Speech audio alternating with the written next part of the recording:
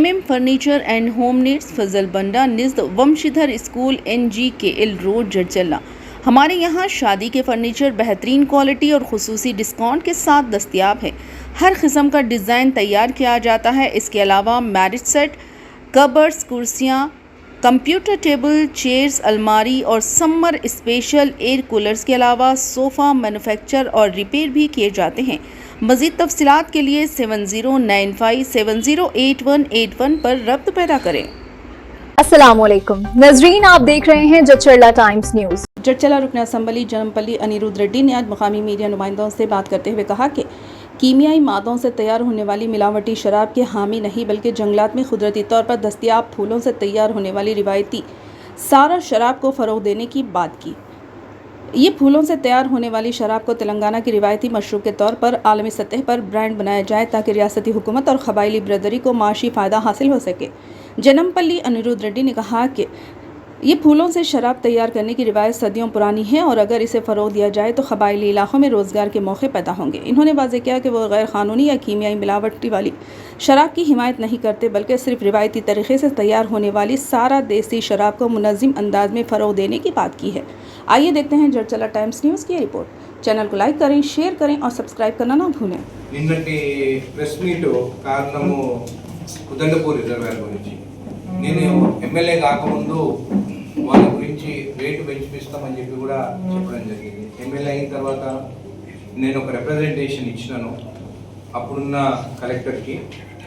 నా రిప్రజెంటేషన్లో 25 లక్షల రూపాయలు జాయింట్ ఫ్యామిలీకి, అంటే జాయింట్ ఫ్యామిలీకి 25 లక్షల రూపాయలకి పెంచాలి. ముందు వాళ్ళకి జాయింట్ ఫ్యామిలీకి 16,30,000 రూపాయలు ఉన్నాయి.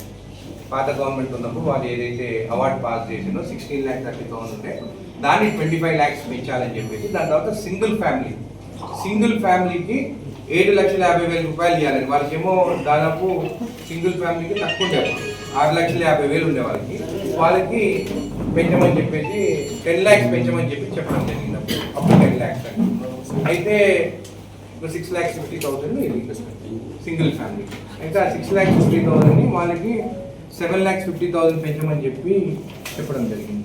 అయితే ప్రాసెస్ అయిన తర్వాత మీకు తెలుసు, నేను ఉదండపూర్ కూడా వాళ్ళు ధర్నాలు చేయడం జరిగింది, అక్కడ వెళ్ళడం జరిగింది, వాళ్ళకు కూడా ప్రామిస్ చేయడం జరిగింది. సీఎం గారు కూడా కొల్లాపూర్ సభలో December 9th లోపల కూడా వాళ్ళు పరిష్కారం చేస్తామని చెప్పి కూడా కొల్లాపూర్ మీటింగ్లో కూడా చెప్పడం జరిగింది. దాని తర్వాత సీఎం రేవంత్ రెడ్డి గారికి, అదేవిధంగా బట్టి విక్రమార్క గారికి, అదేవిధంగా ఉత్తమ్ కుమార్ రెడ్డికి ధన్యవాదాలు తెలుపుతున్నాను. 2nd 1st 2026 నాడు జియో రిలీజ్ చేయడం జరిగింది. దీంట్లో వాళ్ళు చేయడం ఏం జరిగిందంటే, అంటే వాళ్ళు అప్రూవ్ చేసింది ఏంటంటే జియోలో 18 లక్షలు పెంచుతారు. అంటే 6,50,000 ఉన్న సింగిల్ ఫ్యామిలీ, అంటే పెళ్లి కాని వాళ్ళకి 18 years దాటిన వాళ్ళకి 6,50,000 ఉన్న వాళ్ళకి 18 లక్షలకి వచ్చింది అమౌంట్. అంటే దాదాపు 12.5 lakhs పర్ పీడిఎఫ్, అంటే పర్ పర్సన్కి పెరగడం జరిగింది. అదే వీళ్ళకి ఎవరికైతే జాయింట్ ఫ్యామిలీకో 16,30,000 వాళ్ళకు కూడా 18 lakhs. దీంట్లో ఒక ఇష్యూ ఏంటంటే, గత ప్రభుత్వంలో అసలు సింగిల్ ఫ్యామిలీ జాయింట్ ఫ్యామిలీ అనేది ఉండదు. ఎవరికి 18 years దాటినా కానీ వాళ్ళకి ఒకటే రేట్ ఇవ్వాలి. కానీ గత ప్రభుత్వంలో వాళ్ళని డివైడ్ చేసి వీళ్ళకేమో 6,50,000 వాళ్ళకేమో 16,30,000 రూపాయలు చేయడం జరిగింది. అయితే మేము ఎప్పుడైతే రేటు పెంచాలని చెప్పి లీగల్కి పంపించామో అప్పుడు వాళ్ళందరూ మల్లన్న సాగర్ కాడ కోర్టు ఆర్డర్స్ ఉన్నాయి. సింగిల్ ఫ్యామిలీ జాయింట్ ఫ్యామిలీ అనేది ఉండదు, రెండు ఒకటే ఉండాలి. అయితే నేను రిక్వెస్ట్ పెట్టినప్పుడు దాదాపు 170 కోట్ల రూపాయలు పెంచాలని చెప్పి నా రిక్వెస్ట్ ఉండేది. అయితే ఇప్పుడు దాదాపు 147 కోట్లు పెంచి ఈ రెండింటిని ఈక్వల్ చేస్తారు. అందుకని సింగిల్ ఫ్యామిలీ ఎవరైతే ఉన్నారో వాళ్ళకి 12.5 లక్షలు పెంచి ఆ 16,30,000కి 18 lakhs చేసి టోటల్గా 18 lakhs పర్ హెడ్ అని చెప్పేసి దాదాపు మళ్ళీ 146 కోట్లు అదనపుగా ఎక్సెస్గా మనకి రిక్వైర్మెంట్ ఉందని చెప్పేసి వాళ్ళు అప్రూవ్ చేయడం జరిగింది. అది అప్రూవల్ జియో కాపీ. ఒక ఆయన అన్నాడు అప్పుడు, నువ్వు భోజనాలు పెడితే వస్తావు, చికెన్ తింటే రా అని చెప్పినావు అని చెప్పి. నేను ఎప్పుడు అట్లా చెప్పలేను. వాళ్ళు బాధలో ఉన్నారు, వాళ్ళ కుటుంబ సభ్యులతో భోజనం చేస్తా సీఎం గారు హామీ ఇచ్చిందని చెప్పడం జరిగింది. ఇది ఎప్పుడు ఒక్కసారి రేట్లు పెంచిన తర్వాత ఎప్పుడు ఎక్కడ అవార్డ్స్ పాస్ అయిన తర్వాత మళ్ళీ రేట్లు పెరగలేదు, మీరు తెలుసుకోవచ్చు. ఉదండపూర్ ద్వారా అక్కడ కూడా మెన్షన్ క్లియర్గా చేసింది, this is only for to be Udandapur reserve area అని. ఎందుకంటే మనం నష్టపోయినాం కాబట్టి సీఎం రేవంత్ రెడ్డి గారు ఇది అమౌంట్ శాంక్షన్ చేయడం జరిగింది. దాని తర్వాత మళ్ళీ కావాలని చెప్పేసి బీఆర్ఎస్ నాయకులు మళ్ళా ధర్నాలు చేయాలి, మాకు December 9th అన్నారు కదా. ఎప్పుడైతే జియో రిలీజ్ కాగానే ఇమ్మీడియట్గా విజేంద్ర బోయ్ గారితో నేను మాట్లాడి మళ్ళీ ఏదైతే డిఫరెన్స్ టోకెన్స్ ఉన్నాయో, ఎందుకంటే మన టోకెన్స్ ఇస్తేనే మనకు అమౌంట్ రిలీజ్ అవుతుంది, ఇమ్మీడియట్గా బాబా మామ జియో రాగానే మొత్తం ప్రిపేర్ చేసి మనకి దాదాపు ఇంకా మనకి ఇది ఇంక్రీజ్ అయిన తర్వాత 374 కోట్ల రూపాయలు కావాలని చెప్పేసి బాబా మామ మొత్తం డీటెయిల్గా రిపోర్ట్ రాసి ఎవరికి ఎంత టోకెన్ చేయాలని చెప్పి రాసి, అది కూడా వల్లూరుకి తాండా, తుమ్మలకుంట తాండా కానీ, రేగడిపట్టి తాండా కానీ, చిన్నగుట్ట తాండా కానీ, శామగట్ట తాండా కానీ, ఒంటిగుడిసె తాండా కానీ అందరికీ అమౌంట్ ఇచ్చేసాం ముందే. అయినా కానీ అవిట్లో వాళ్ళందరికీ క్యాల్కులేషన్ చేసి పోయిన కలెక్టర్ ఆమె మొత్తం డీటెయిల్ పంపిస్తే ప్రిన్సిపల్ సెక్రటరీ ఇరిగేషన్ దగ్గర పెండింగ్ ఉంటే అక్కడ కూడా మనం మీటింగ్లో మాట్లాడి తొందరగా ఈ మంత్ నెక్స్ట్ మంత్ లోపల 2 months లోపల ఈ 374 crores రిలీజ్ చేస్తామని చెప్పి కూడా ఉత్తమ్ కుమార్ రెడ్డి గారు అక్కడ ప్రెస్ మీట్లో కూడా చెప్పారు. ఉదండపూర్ గారు తొందరలోనే మీకు ఏదైతే అమౌంట్ R&R ప్యాకేజ్ రావాలో అది మొత్తం కంప్లీట్ చేశాం. ఇదే కాకుండా ఇంకా అవార్డ్స్ పాస్ అవుతుంది. అసలు పాత గవర్నమెంట్ అవార్డ్సే పాస్ కాలేదు. నేను మళ్ళీ రీసర్వే వాళ్ళు చెప్పిందని చెప్పి చేపిస్తే వల్లూరు వాళ్ళు, తాండా వాళ్ళు చేయించుకున్నారు. ఉదండపూర్లో కావాలని బీఆర్ఎస్ నాయకులు సర్వే కూడా చేయకుండా 3-4 నెలలు డిలే చేశారు. ఒకవేళ ఆ రోజే సర్వే అయి ఉంటే వాళ్ళకి వల్లూరు వాళ్ళకి పైసలు ఎప్పుడైతే పడ్డాయో వాళ్ళకు కూడా మనీ పడుతున్నారు. వాళ్ళు చేసిన తప్పుల వల్ల ఆ బీఆర్ఎస్ నాయకుల వారి తక్కువ వాళ్ళ తప్పుల వల్లనే ఇంత డిలే అయింది. నేను ఎప్పటికి కానీ దాని వెనకాల పడి ఫైల్ ఫాలోఅప్ చేసుకొని ఈరోజు ఇంతవరకు తీసుకురావడం జరిగింది. ఖచ్చితంగా వాళ్ళ పక్షాన్నే ఉంటాను, ఎందుకంటే నష్టపోయినారు. వాళ్ళకు కూడా తొందరలోనే ప్లాట్లు కూడా తొందరగా ఇచ్చి షిఫ్టింగ్ ప్రాసెస్ కూడా స్టార్ట్ చేస్తామని చెప్పి కూడా మీకు తెలియజేస్తున్నాం. ఇక్కడ ఇవ్వడం జరిగింది. ఈ డిస్ట్రిక్ట్ అడ్మినిస్ట్రేషన్ను ఎగ్జిక్యూట్ చేయాలని కన్వెన్స్ డేట్లో ఇది మల్లన్న సాగర్ కాడ చేసినారు, జియో నంబర్ 49. సో ఆల్రెడీ అది కూడా నేను పోయిన కలెక్టర్ ఉన్నప్పుడు కూడా ఆమెకి రిప్రజెంటేషన్ ఇవ్వడం జరిగింది. ఆమె కూడా ఇది చేయాలని చెప్పి కూడా రిప్రజెంటేషన్ పంపించడం జరిగింది. దాని తర్వాత అది కూడా ప్రిన్సిపల్ సెక్రటరీ ఇరిగేషన్ శ్రీధర్ గారి దగ్గర ఉన్నది. అది కూడా నేను మళ్ళీ మొన్న లెటర్ ఇచ్చినాను బై రిటర్న్, వాళ్ళకి రిజిస్ట్రేషన్ చేయాలి. ఎందుకంటే వాళ్ళ రిక్వెస్ట్ ఆల్రెడీ అక్కడ మల్లన్న సాగర్ జియో నంబర్ 49 ద్వారా చేసినారు. ఇక్కడ కూడా జియో నంబర్ 49 ఇంప్లిమెంట్ చేయమని చెప్పి కూడా చెప్పడం జరిగింది. ఉత్తమ్ కుమార్ రెడ్డి గారు కూడా అది ఇంప్లిమెంట్ చేయమని చెప్పి కూడా ప్రిన్సిపల్ సెక్రటరీ శ్రీధర్ గారికి కూడా చెప్పడం జరిగింది. అది కూడా ఆర్డర్స్ తొందరగానే వస్తుంది, వాళ్ళకి మనం రిజిస్ట్రేషన్ చేస్తామని చెప్పి కూడా మీకు తెలియజేస్తాం. అది కూడా వితౌట్ ఫీజ్, వాళ్ళపైన ఫీజు ఏమి ఉండదు, గవర్నమెంట్ ద్వారా వాళ్ళకి రిజిస్ట్రేషన్ ఉంటుందని చెప్పి కూడా మీకు తెలియజేస్తాం. అది కూడా దీనికి లెటర్ కాపీ నేను కూడా కంప్లీట్ పాస్ అయిన తర్వాత మళ్ళీ దానికి కొత్త డేట్స్ తీసుకురాలంటే మళ్ళీ కొత్త డేట్ ఏముంది అంటే నేను రూల్ ప్రకారం ఏదైతే అవుతుందో అని చెప్తాను, కానీ రాజకీయం కోసం కానీ ఓట్ల కోసం అబద్ధం చెప్పాను. కానీ వాళ్ళని ఒక రిక్వెస్ట్ చేశాను. కొంతమందికి ఏమైందంటే వాళ్ళ డేట్ ఆఫ్ బర్త్ కరెక్ట్ ఉన్నా కానీ కూడా, అంటే 18 years కంప్లీట్ అయినా కానీ కూడా స్కూల్లో జాయిన్ అయ్యేటప్పుడు తప్పుడు డేట్ లిక్ చేసిన కొంతమంది ఉన్నారు దాంట్లో. సో వాళ్ళది ఏంటంటే ఆధార్ కార్డు ఒక డేట్ ఉంది, బర్త్ సర్టిఫికేట్ డేట్ డిఫరెంట్ ఉంది. అది బర్త్ సర్టిఫికేట్ డేట్ ఉంటే వాళ్ళని అందరినీ డీటెయిల్స్ చేస్తామని చెప్పినాను. అది పోయి వెళ్ళి కొత్త కలెక్టర్ గారు వచ్చారు, వాళ్ళతో మీటింగ్ పెట్టించి వాళ్ళతో డిస్కస్ చేసి అది ఎట్లా ముందుకు పవర్ తీసుకుపోవాలో అది కూడా ముందుకు తీసుకెళ్తామని చెప్పి కూడా తెలియజేస్తున్నాను. నెక్స్ట్ వచ్చేసి ఇదే కాకుండా ఈ ఉదండపూర్ రిజర్వాయర్లో ఏదైతే కొన్ని గ్రామాల్లో వాళ్ళు పనులు చేస్తుంటే కూడా వాళ్ళు పనులు ఆపుతున్నారు. ఎవరైతే ల్యాండ్ అక్విజిషన్ మనీ తీసుకున్నారో కూడా ఆపుతున్నారు. నేను సీరియస్గా చెప్తున్నాను, ఉదండపూర్ రిజర్వాయర్ కంప్లీట్ చేయాలని చెప్పి సంకల్పంతో నేను పనిచేస్తున్నాను. నేను ఏనాడు కూడా నేను పోయి కాంట్రాక్టర్కి పైసలు ఇవ్వని అడగలేదు. ఎప్పుడు పోయినా కానీ కూడా మీ గురించి, మీ R&R ప్యాకేజ్ గురించే మాట్లాడతాను, కాంట్రాక్టర్ గురించి నేను ఎప్పుడు మాట్లాడాను. దయచేసి పనులు ఆపకండి. మీరు ఆపిన కొద్దీ వాళ్ళు యాక్షన్ తీసుకుంటామంటే కూడా నేను యాక్షన్ తీసుకోలేదు. మీరు ల్యాండ్ యాక్షన్ మనీ తీసుకున్న వాళ్ళు ఆపుతున్నంటే మాత్రం అది చాలా తప్పు. అమౌంట్ తీసుకుంటారు వాళ్ళు కూడా. దానిపైన ఏదున్నా కానీ ఈసారి నుంచి లీగల్గా యాక్షన్ తీసుకుంటామని చెప్పి కూడా మేము తెలియజేస్తున్నాం. ఎందుకంటే ఇంత చేసిన తర్వాత కూడా ప్రాజెక్ట్ పనులు జరగకుండా ఆపాలని చెప్పి చూస్తే మాత్రం నేను ఒప్పుకోను. ఎందుకంటే 2028 December వరకు మా క్యాల్కులేషన్ ప్రకారం అప్పటి వరకు కంప్లీట్ కావాలి ఈ రిజర్వాయర్ అనేది.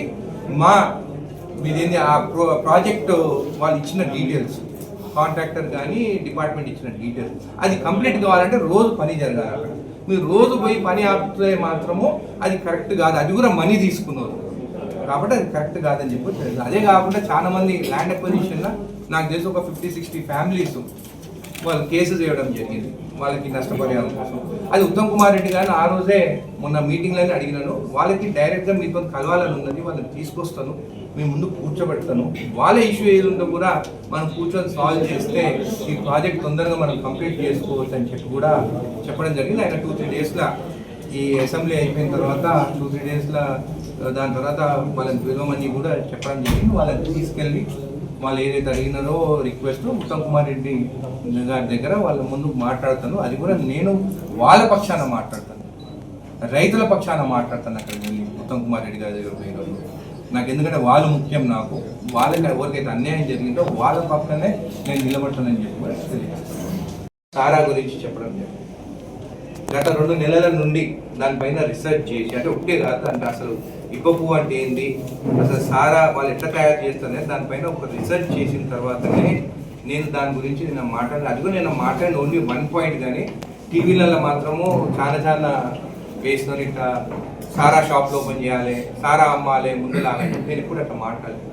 నేను అన్నింటి ఒకటే మాట నిన్నా, వెనకట్టి ఇప్ప పువ్వుతో తయారు చేసిన సారా తాగితే 110 సంవత్సరాలు బతికినారు. ఇప్పుడు వచ్చే కల్తీ చీపు లిక్కర్ ఏదైతే వస్తుందో దాన్ని తాగితే 60 ఏళ్ళకే చనిపోతున్నారు. దాని గురించి బాగా రీసెర్చ్ చేస్తాను, అసెంబ్లీలో ఖచ్చితంగా మాట్లాడతానని చెప్పి నేను తెలియజేస్తాను.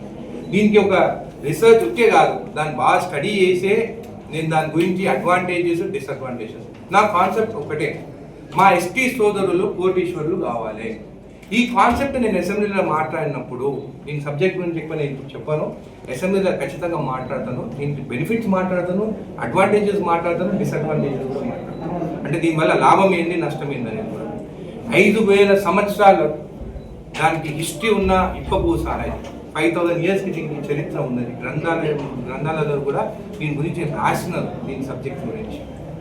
సరే, మధ్యలో దాన్ని ఎందుకు క్యాన్సిల్ చేసిందో, ఏం చేసిందో, కల్తీ రిక్కర్ కానీ కెమికల్స్తో చేయడం కానీ దానివల్ల హెల్త్ ఇష్యూస్ కానీ అది డిఫరెంట్ సబ్జెక్ట్. నేను మాట్లాడేది ఇప్ప పువ్వు గురించి.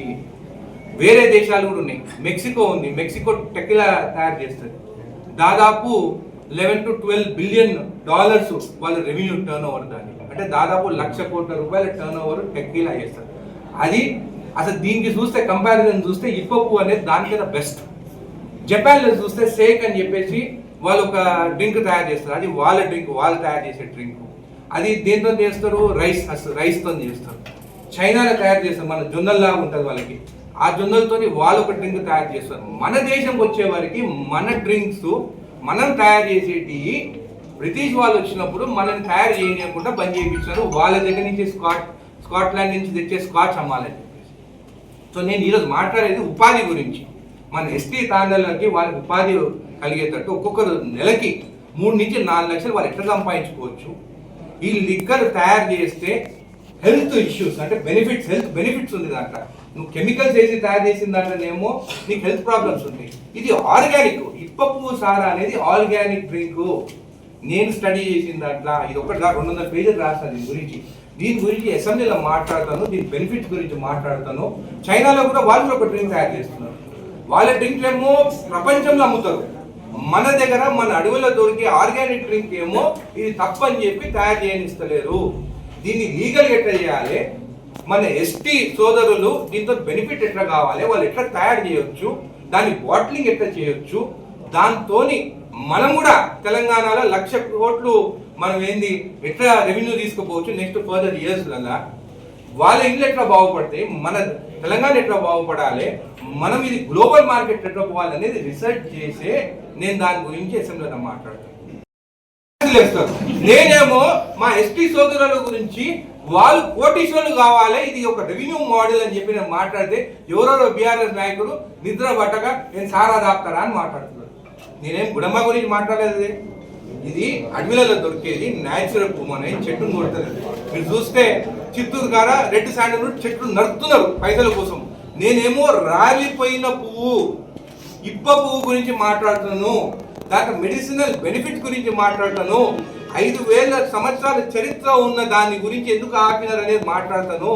ప్రతిపక్షం కూడా వాళ్ళు కూడా మెచ్చుకుంటారు, వాళ్ళు కూడా సపోర్ట్ ఇస్తారని చెప్పి నేను భావిస్తున్నాను. ఎందుకంటే మా ఎస్టీ సోదరుల గురించి అరే ఎప్పుడైనా కానీ మన ఇంట్లో ఉన్న బంగారం మనం గుర్తుపట్టం. మనది బంగారము, మెక్సికోలో తయారైన టెక్కీలా అది చెత్త బంగారము. మన బంగారం గురించి నేను మాట్లాడతాను, మన ఆదివాసుల గురించి మాట్లాడతాను. నల్లమల్ల అడవులు కానీ, అచ్చంపేట అడవులు కానీ, అటు చూస్తే భద్రాచలం అడవులు కానీ ఆదివాసుని పువ్వు వాళ్ళు కూడా కలెక్ట్ చేసుకొని ఇస్తే వాళ్ళకు కూడా రెవెన్యూ వస్తుంది. నేను ఎవరో రాజకీయ నాయకులు పెట్టిన స్పిరిట్ కంపెనీస్ కానీ, ఆల్కహాల్ కంపెనీస్ 20 ఫ్యాక్టరీలు ఉండొచ్చు, వాళ్ళు బెనిఫిట్ అవుతారు ఇప్పుడు ఉండే దాంట్లో. కానీ నేను చెప్పాలి కూడా 2023లో అక్కడ కూడా వాళ్ళు లీగలైజ్ చేస్తారు. కానీ వాళ్ళకి షాప్స్ ద్వారా అక్కడ అమ్మేటట్టు వాళ్ళు లీగలైజ్ చేస్తారు. నేను మాట్లాడేది గ్లోబల్ మార్కెట్. గ్లోబల్ మార్కెట్ ఇప్పబోల్ ద్వారా to compete with tequila Mexico, చైనాలో ఉన్న వాలెట్ డ్రింక్ కానీ, జపాన్లో ఉన్న స్టేక్ కానీ, ఫ్రాన్స్లో ఉన్న కోనియాక్ ఉట్టి వైట్ గ్రేప్స్తో చేస్తాం. మనము ఆ చెత్త డ్రింక్లు బయట దేశాల నుంచి తెచ్చుకొని మన పైసలంతా ఆ దేశాలకు పంపిస్తున్నాం. 20-30 వేలు పెట్టుకుంటున్నాం ఒక్కొక్క బాటిల్. అన్నిటికన్నా బెస్ట్ ఇప్పబో సారా. దాన్ని ముందుకి గ్లోబల్ మార్కెట్ ఎట్లా తీసుకోవాలనేదే అసెంబ్లీలో మాట్లాడారు. For the latest news, please subscribe to our channel, like the video, and don't forget to share.